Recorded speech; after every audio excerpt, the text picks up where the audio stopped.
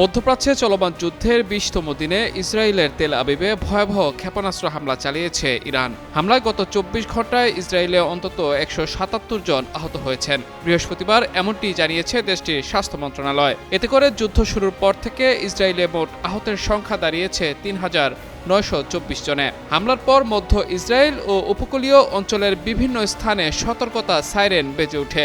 সংবাদ মাধ্যম Times of Israel জানিয়েছে, হামলার সময় বাসিন্দাদের নিরাপদ আশ্রয়ে যাওয়ার নির্দেশ দেওয়া হয়। বিশ্লেষকদের মতে, ধারাবাহিক এই হামলা পাল্টা হামলা পরিস্থিতিকে আরও জটিল করে তুলছে এবং বেসামরিক নাগরিকদের নিরাপত্তা নিয়ে উদ্বেগ বাড়ছে। সরকারি তথ্য অনুযায়ী ইরানের হামলায় এ পর্যন্ত ইসরায়েলে ১৫ জন বেসামরিক নাগরিক নিহত হয়েছেন। এছাড়া দক্ষিণ লেবাননে সংঘর্ষে ২ ইসরায়েলি সেনাও নিহত হয়েছে। অন্যদিকে যুক্তরাষ্ট্র ও ইসরায়েলের হামলায় ইরানে প্রায় ১৫০০ মানুষ নিহত হয়েছেন।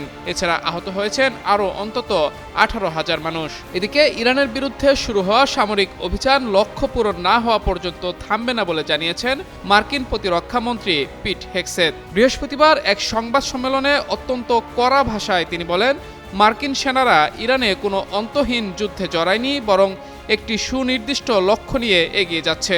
এ সময় তিনি যুদ্ধে ইরানের শেষ দেখে নেয়ার হুমকি দেন।